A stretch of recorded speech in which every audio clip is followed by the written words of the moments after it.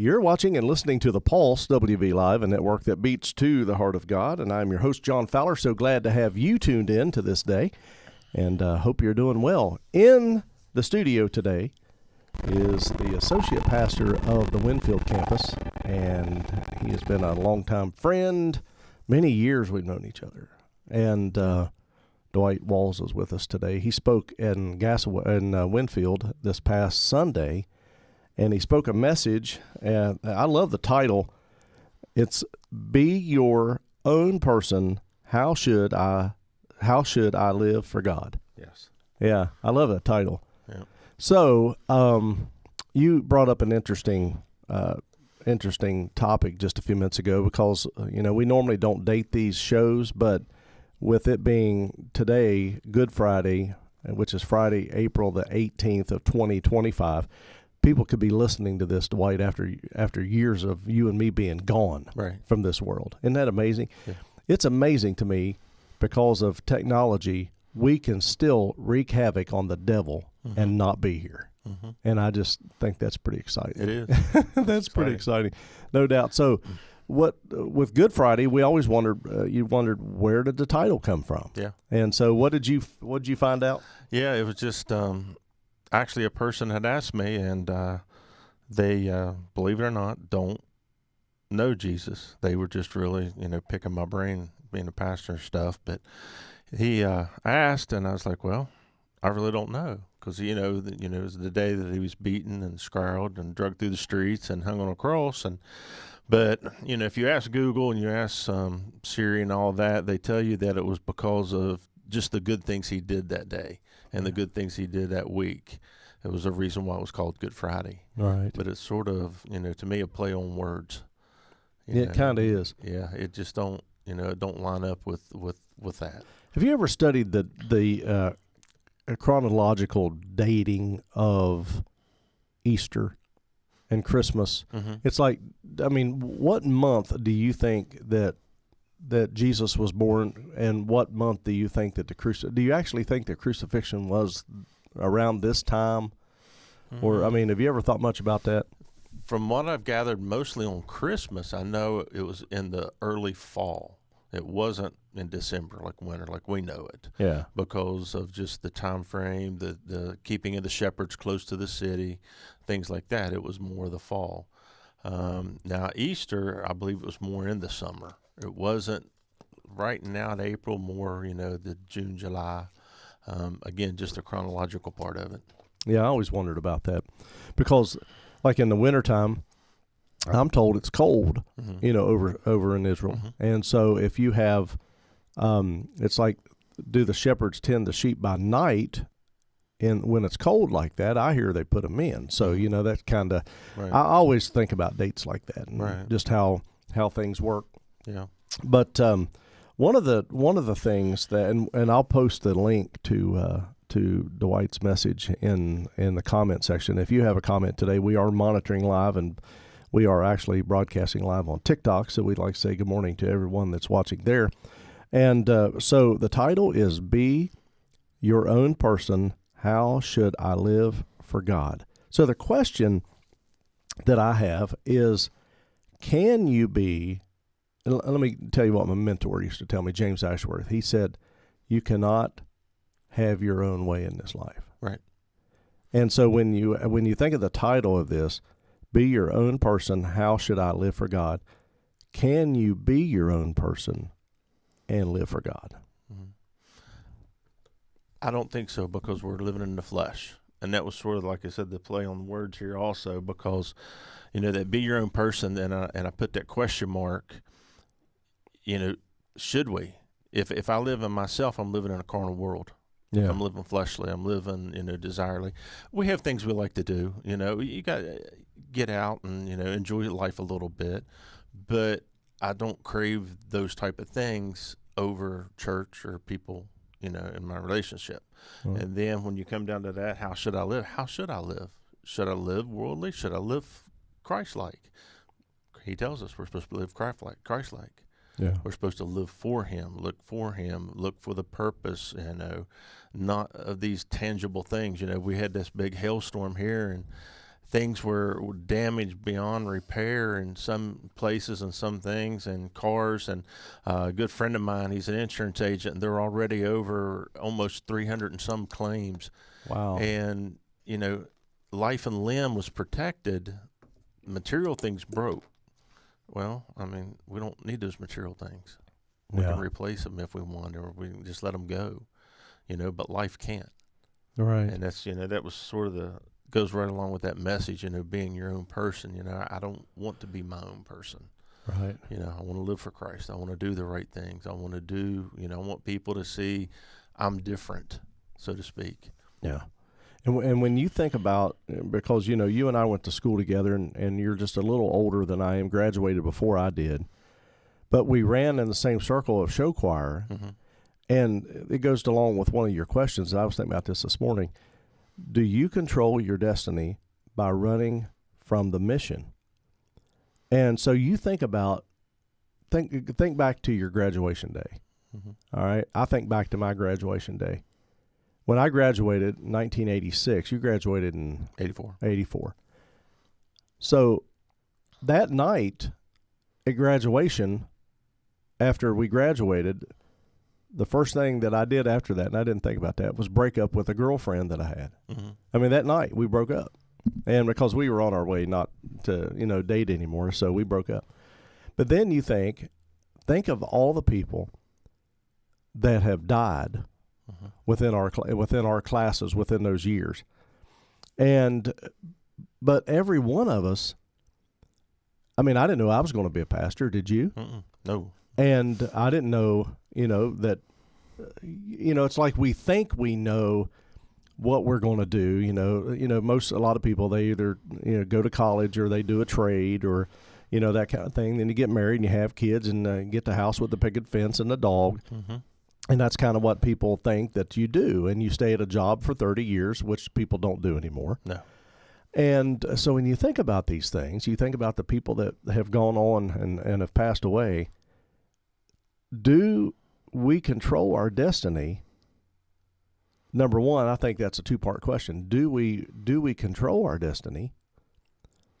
And so let's start there. Mm-hmm. Do you think we do control our destiny to a point? Well, I mean, we're a free moral agent. That's what the Bible tells us. We're an ambassador. We go out here, we got a choice. We can turn left or right. Yeah. We know which direction to go because we both here turn right to go home. But what all of a sudden if we turn left, Mm-hmm. Is we're going to get in a car wreck. We're going to meet another car somewhere. But what's the purpose? Does God want us to go left to witness to somebody down here at Sheets, or just go ahead and go home? Right. And sometimes I think we can control our destiny, but we can't, and we can also alter it because of those choices. We get into a numb situation, or somebody catches you for a few minutes after church and talks to you, but you're in a hurry, but yet you stop and talk to them. And again, down the road 2 minutes was a bad auto accident.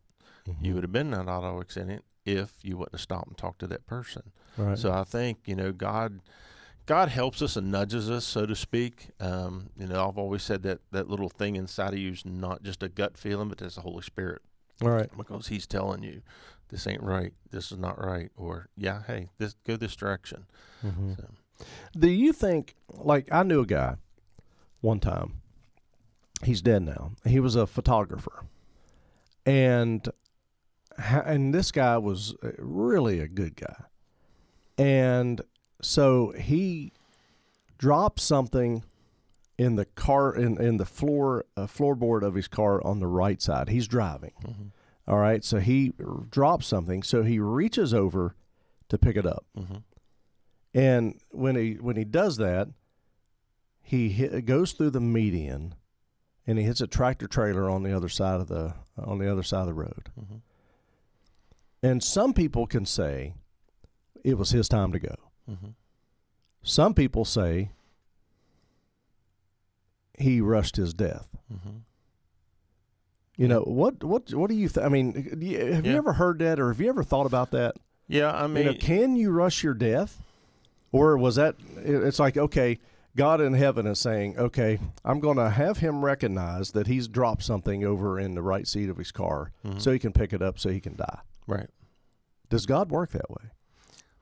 That I don't know. I mean, when I was in the Army, I had the choice of either going airborne or we called them dope on rope, air assault. And I looked, I'm like, I'm not jumping out of a plane. A big piece of silk that I'm going to hang on to and depend upon my life. I saw too many guys get hurt. Right. So, I went to the air assault side, and because at least that way I was tied off on something. But there again, it could have broke. Mm-hmm. I mean, I think there's times in our life that people are more daring. In the post office where I worked, I used to take more chances. But now that I'm older, I'm like, wow, that was stupid. Mm-hmm. Really stupid. And I think sometimes I don't think we can push our fate, but we can take it to that edge. Yeah. And I don't want to live to that edge. No. I mean, Pastor Wright did a message on that edge years ago, like, here's the line, here's the edge. Why do we want to get so close to it? Right. I want to get far away from it as possible. Yeah. And, back away from it. Yeah, it's like how bad can I live and still make it to heaven? Right. Live on that edge. Pushing your chances. Yeah. So the question is, and I thought it was a great answer. Do you control your destiny? Mm-hmm. And then the second part of that is by running from the mission. Mm-hmm. So when you think of what the mission is, can you define what the mission is? Mm-hmm. And then, are we messing up our destiny by running from it? Mm-hmm. Well, and that's part of the when I was talking about Gideon. Gideon ran from it because he didn't want to go. Right. He didn't want to go, so he ran from it. So he got on the boat, and they finally had to throw him over because of the storm and the great fish. Well, the great fish delivered him to that. I believe if God tells us something and he equips us and he prepares us to go on a mission, he's not going to fail us. Right. He's going to protect us. We've heard that time and time again, about missionaries being protected by angels all of a sudden because they were getting ready to die. And yes, things happen, but today I believe he really still protects us, right. Especially if he's equipped us. And, the world's waxing worse and worse. It's getting worse. And we really can be protected if we're fully invested. But we've got to be invested. And so when you say fully invested, how do we get invested? Like somebody who may be watching and knows nothing about church, mm-hmm. nothing about God, maybe part of the Gen Z group that, right. Only 4% right. is. I mean, what's that word vested mean to where somebody could understand it? Well, you've always heard the Romans roadmap or the ABCs, accept, believe, and confess. Yeah. And the Bible tells us we want to come to Christ, we have to be brokenhearted and contrite spirit. Means broken for our sorrows, contrite spirit, wanting to turn around, not do it again. We can't have our cake and eat it too. We can't go out here and willfully sin. We've got to turn away from the wicked ways. We've got to turn away from the flesh. And to me, and fully invested is, I'm going to be safe. I'm going to live my life for Christ. I'm going to do it most possible way to live. We make mistakes. We go out here and we buy something that was a foolish idea, a foolish thing we should have bought, but, we did it anyway. I'm going to make mistakes because I'm still flesh and blood. But I can repent and I can ask for forgiveness. We have to do that. And when we are diligent, we seek people, we, go to our Bible groups, we go to help groups, we help other people. Fully invested is just like whenever you fully invest in, the stock market or something else. You're all in. You're all in. Right. You're all in. So when you think about Jonah, you think about Abraham, you think about even Jesus. Mm-hmm. Did they have a choice?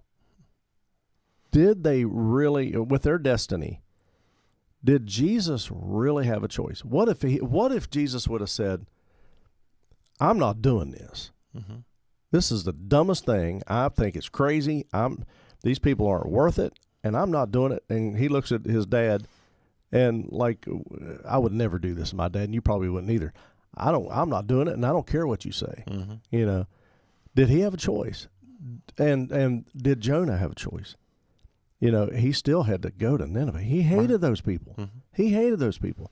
But yet God I mean, would that have rewritten history if they would have said, "Look, I'm not doing it," or would it be God continued? And here's why: He provided a fish. He provided these things. So, do we? How much? If we're a free moral agent in this life, how much freedom do we really have as God's people? Right. I mean, you look at Jonah and you look at Noah and you look at those people, and they lived in the world, so they saw the good and bad side. Yeah. Jesus, on the other hand, he was still God incarnated. I don't think he had the word no in his vocabulary. I don't think he had can't in his even brain or mindset, right, because it didn't fathom. Even in his early years, I believe, even as a boy, he was a different type of boy. The Bible, we only really pick him up right at the age of 12, in the caravan and stuff. But I think him growing up was still totally a different aspect. We always heard that word buzzkill, but I bet you he could be, I bet you he had fun, but I bet you he was still serious. He was still that way, and I don't think he could. Now, the other people, yes, you still do it, but when God, when you're going down that road and you want to go left and God stops you and you go right, then you go on down the path a little bit again, I want to go left, no, and he stops you again, and he stopped you twice, I'm not going to look a third time. All right. To me, he's really telling me this is your mission. This is where you're supposed to go. And do I want to play with fate, so to speak? No, yeah. I don't want to get close to that line. Yeah, and this whole sermon, that you spoke about, that's where it took me, to the edge of fate, of where, it's like Abraham. Can you imagine going to Lisa or me going to Christy and say, I heard a voice and we're moving. And we're changing this whole dynamics of things. And it's like you heard what. So who was the voice that you heard? I don't know. Because he didn't know. I heard a voice. So, I mean, try to sell that one. Right. But yet they did. But then when you look at Abraham, and then you look at how he messed up, and couldn't wait on God for his son. And we look at the mess that caused that, and then that is still a mess today. Correct. Over there because of disobedience. So his destiny was not to do that, but yet he did it. And so I think this is a good term. Sometimes it's hard to clean up our destiny. So what do you do with somebody that's absolutely gone the wrong way, and then they realize it and they've got a mess? How do they clean it up? Well, it's like after any storm, just one stone at a time, one branch at a time, and it'll take time. We look at where total devastation has come. How do you rebuild? You rebuild. Right. It takes time, and it's slow. It's a slow process, and just like somebody coming into a church for the first time or getting saved, and they look at their life as a mess. We're going to take it one day at a time. That's all we can do. It'll take years. Rebuild, restructure, re-educate your brain, because, God wants to come into our heart. Our brain's been wrote by man, but God wants to come in our heart. He's going to rewrite that brain. He's going to restructure it. He's going to put us on a total different pathway, total different process. And, we can see the end of the rainbow sometimes because one day at a time. That's really good. I like this part of the sermon and I like this. I don't know where you heard this from, but I loved it, and it could be yours. And if so, you need to do a T-shirt with this one. If you fast without prayer, you are just on a diet. Yeah, I love that. I wrote that down. I thought, man, that is so. I said you could put that on a shirt. So if fasting is so important within our lives, but how many parts of fasting is there? Obviously, prayer is one of them. What's another one? Just seeking God. Seeking God, again, wanting to know His direction, because that's why you are fasting, right, to get the right direction in a matter. whether it be, financial, tangible, spiritual. Well, we just went through a class on fasting on Monday night in our men's groups, and that was one of my come up with all of a sudden. And, I loved it. It's one of them things on a whim, but, we talked about it because a lot of new converts, they don't know what fasting is. And even some of the old hats, so to speak, or the gray haired, we know what fasting is, but we've never taken it to that deeper challenge. Mm-hmm. And, fasting is that. Now, you've got different levels of fasting, whether it be a day fast, 2-day fast, the Daniel 40-day fast, and what you fast. It's like we were joking about a couple guys really love coffee, and they're like, could you fast coffee? Pastor Jay and, Grant and all these other guys, that's part of their lifeblood. Mm-hmm. But could you fast it? Could you fast it for 2 days, a day, 30 days, 40 days? Mm-hmm. It'd be hard, Let me tell you about coffee and fasting. So I'm working for Calhoun Banks up in Arnoldesburg, mm-hmm. which is right off the Big Otter exit, and then another 10, 15 miles towards Spencer. It's closer to Spencer. And so we're doing a fast. We're doing a fast at church in Gasaway. And so I gave up coffee. And at that time, I was pretty deep into caffeine. Mm-hmm. This has been a number of years ago. And so I gave up coffee. And that morning, I'm doing good. About 2 o'clock in the afternoon, I get this horrible headache right in the center of my head. Mm-hmm. And it was nauseating headache. I mean, it was terrible. I think in all the years that I worked in my whole life, hardly ever did I miss work or call off sick. Mm-hmm. I was thankful to not be able to do that. But I went home sick that day. I mean, I was sick. And so I'm going home, and I'm talking to Christy on the phone, and I said, man, I am so sick. I said, I'm on my way home. And she said, well, why? And I said, well, I gave up coffee for this fast. And I said, and I haven't had any caffeine. And she said, well, just give up something else. And I said, no. I said, if it's going to be a fast, it's got to hurt. Right. And it's like it's got to put my flesh into submission. And so here's what I thought about. Now, I drink decaf. Mm-hmm. Caffeine, a certain amount of caffeine, when you look at it, is good for you. Mm-hmm. It's good for you, but not so much of it, So if I drink an iced tea, an unsweetened iced tea, that's got some really good health benefits, mm-hmm. Within it.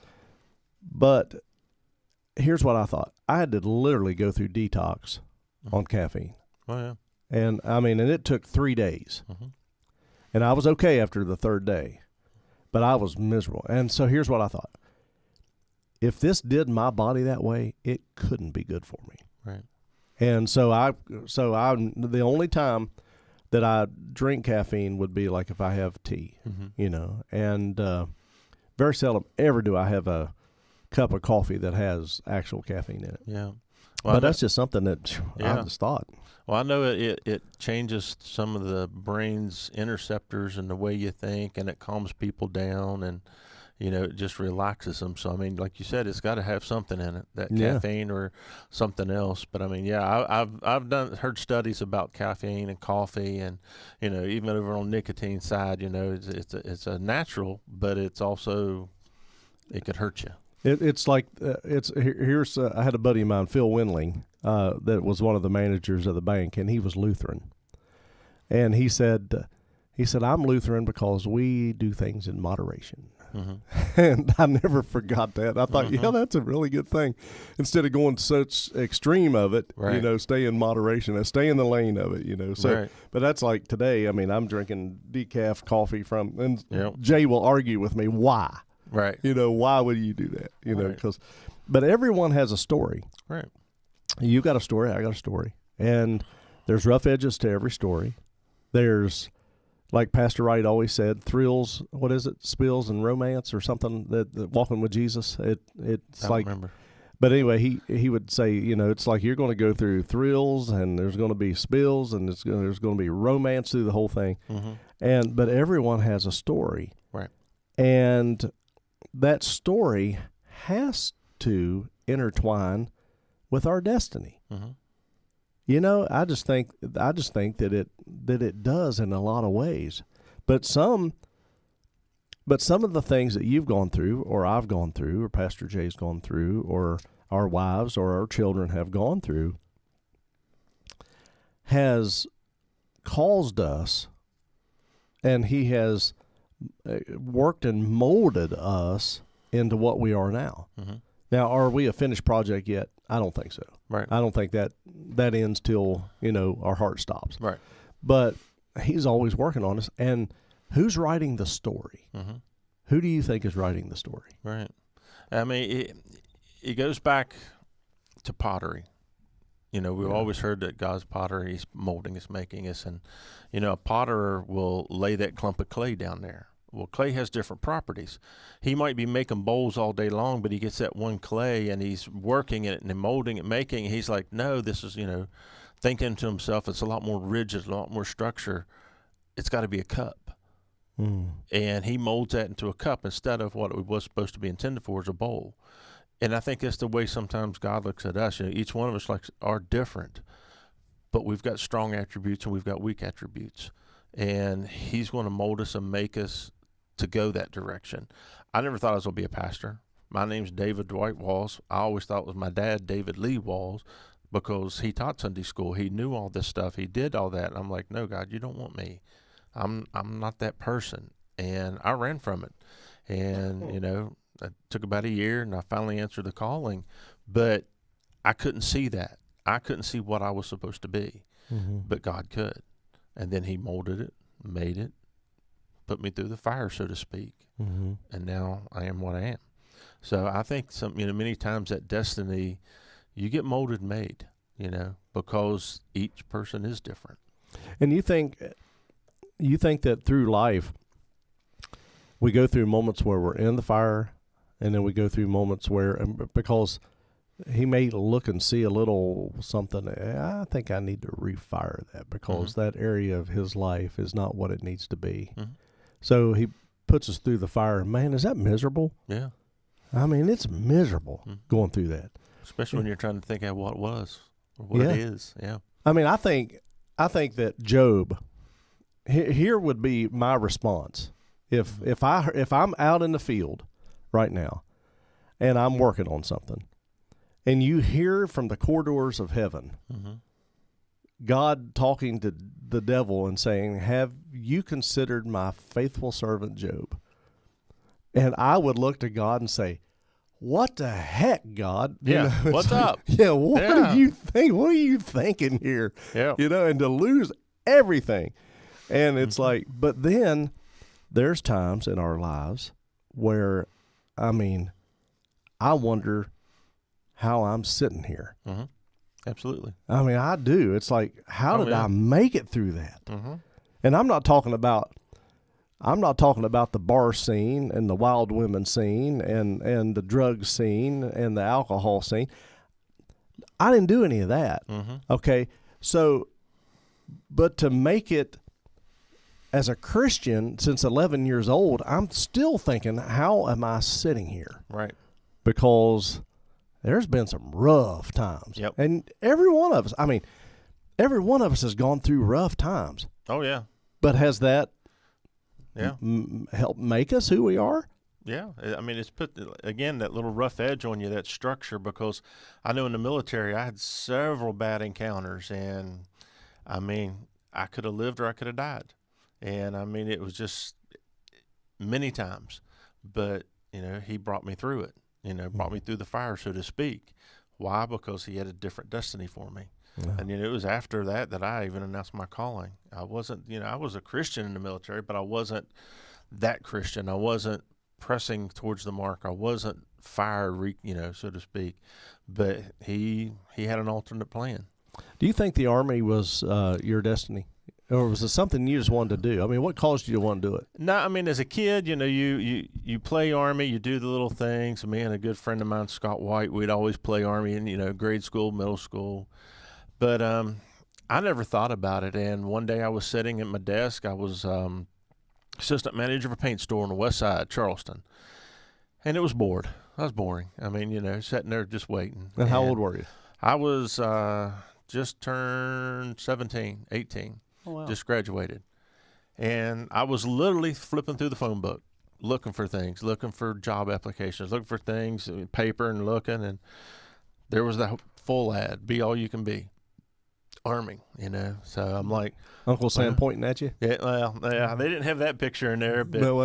that was the, so to speak. And I thought, and I was like, nah. Well, the next couple of days, it kept popping up on me, so I started checking it out. Mom and Dad didn't even know but I was still young enough that my dad had to sign off. Right. I think I was 17, and he had to be 18, and I was turning 18 that year, and finally, went and took what they call the ASVAB test and everything, and wanted to go in the Air Force. Didn't make it there. Didn't want to go to the Marines or Navy.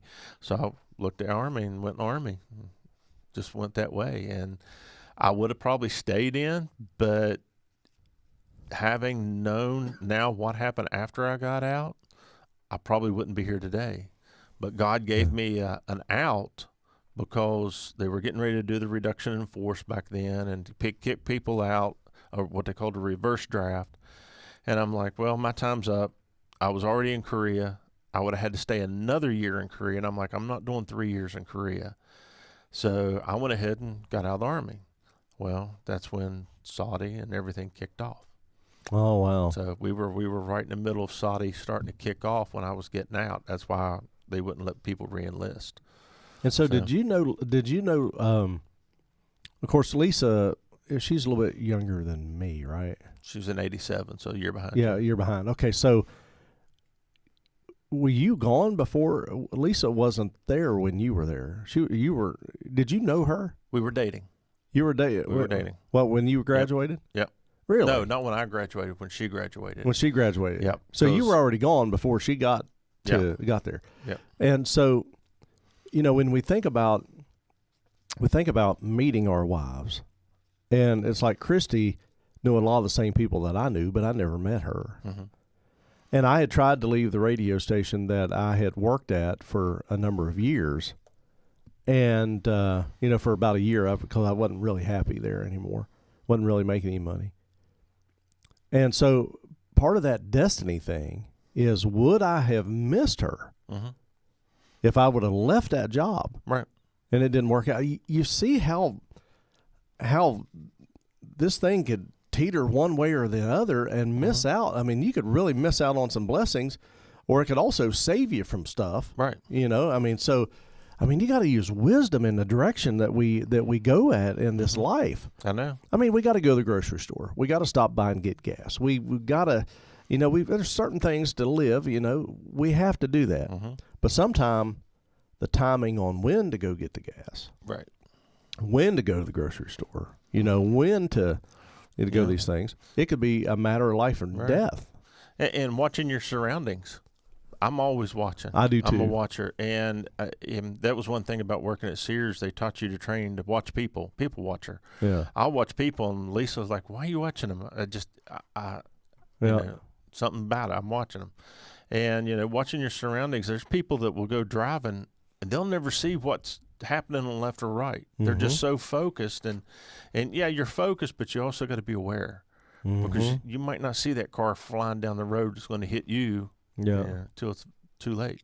Yeah, I learned that in flying. Yeah, and because my instructor, he said, before I can solo you, he said, you're sitting over there, and he said, and the world's coming apart on you, and you're not realizing it. He said, you're just flying along and just having fun, what you want to do, and he said, and your airspeed's wrong and your altitude's out of whack. And he said that's how young pilots are, right. Back when I first started. And he said, you got to learn your surroundings. And so then I'm flying with a guy yesterday, and this guy is a really good guy. He's in his 80s, and he's just trying to brush himself up a little bit, And so we were doing some landings, and it wasn't real bumpy. It was okay. And but then something happened, and something that he missed, but thank God I caught. And when I caught it was a little bit tough to fix, but God helped me. and so, but when you think about those things, the training that I received from my instructor helped me yesterday to fix something that could have really been bad. Right. And I wouldn't be sitting here today. Right. And so it's like, I think that's how God works sometimes. Yeah, because, if you look at the disciples back whenever a couple of them went and tried to heal that boy, Mm-hmm. and the young boy, and, whether he was demon-possessed or what have you, but they couldn't do it. Right. They wasn't ready. They thought they were, but they wasn't ready. That was their solo mission, so to speak. And then they had to go back. Why couldn't we? Well, you either didn't pay attention, or you didn't learn everything, or you were absent that day. Mm-hmm. So you've really got to focus. And that's the way it is, because there's times that one of us will plant the seed, one of us is going to water it, and somebody else will see the harvest. Right. We might not get to see all three. We might not get to see that person saved or the person's life changed. Mm-hmm. But yet we have to still be ready. We still have to plant. We still have to water. We still got to weed. Then we'll see the harvest. And when you think about salvation, and I love this. This is one of the final things in the sermon that I really, I think, drives it home. Salvation is the same for everyone, Mm-hmm. but yet we're all made different. Mm-hmm. And so sometimes God has to use different techniques to get us to salvation because we're all different. Mm-hmm. But the salvation experience is different for all of us. Correct. But salvation itself is the same. Mm-hmm. I thought that was really cool. Yeah, it is. If you look at, I always use this example, but all the forest, all the oaks aren't together, and all the pines aren't together, and all the, the hickories aren't together. They're all intertwined because each one of them pulls different nutrients, and each one lets off different nutrients for the other ones to thrive. The same way here in a church, we've got all these different walks and structures and lives, and, one life can help another life because they've been there, done that, and seen it. I never got into drugs. I never got into hard alcohol or nothing like that, so I don't know. Right. But there's somebody in the church that can help somebody going through it. Mm-hmm. So that's not my season.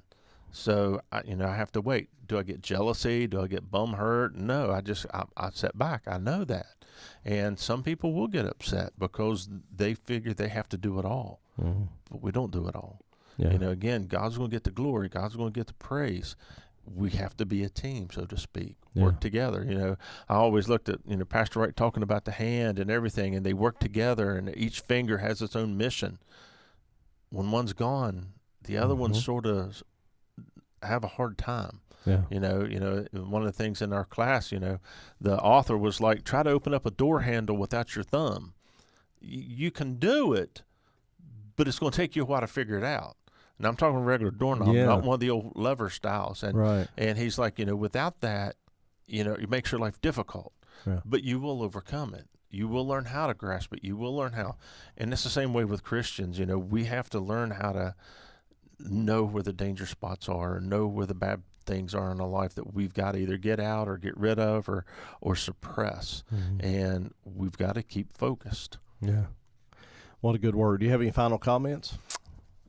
No, I just, we love to help. Our church mission and everything else, we want to see people saved. Yeah. And yourself and Pastor Jay and everybody, we do Jesus first. Jay's, always says, we don't do the junk. And we don't. There's things out there that people get confused or caught up on, and it's man-made. It's not God-made. It's not structural in the Bible. Yeah. And that's the hang-ups. But we want to do Jesus first. Yeah. We want to come. We want to love on people. We want to help them. We want to see them grow. And we want to see them prosper. Yeah. And prosper, in salvation, not money-wise. Yeah. But that's what we want to do. That's awesome. It's an awesome mission. It's awesome what God is doing. And who would have ever thought all these years later we'd be working together in ministry? I know. I would have never ever thought. No. Pastor Jay, I would have never ever Yeah. thought. But you stop and think, all these people, a lot of the people that I worked with in radio or went to school with are involved in this ministry in some way. Mm-hmm. And it's amazing. Back when I was 16 and went to work for WXIT radio, met David Frampton. David Frampton's the accountant. Mm-hmm. B.G. Hamrick, he trained me in radio, and he does marketing. Mm-hmm. for us. And it's like, man, it's just amazing. You know, you and I went to school together. We've traveled to New Orleans and all these places together. We've seen some crazy stuff, and now we're sitting behind microphones. I know. It's just pretty cool. It is. It's amazing how it works. So you can go, and I'll post the link to Pastor Dwight's message in the comment section so that you can hear it in its entirety, the whole thing. It's worth listening to. And thanks for being on the show. I know your schedule is busy, like everybody else is, and for you to be here, it's an honor. So, and those that would like to give to this ministry, there's 3 different ways that you can do it, and you can text the word PULSE to 1-304-244-3187. You can also go to thepulsechurch.com and give through PayPal, or you can mail your love gift at 5368 State Route 34, Winfield, West Virginia, 25213. Thanks for listening and watching the Pulse WV Live, a network that beats to the heart of God. Please share, like, and subscribe, and enjoy your day. And thanks for listening and watching.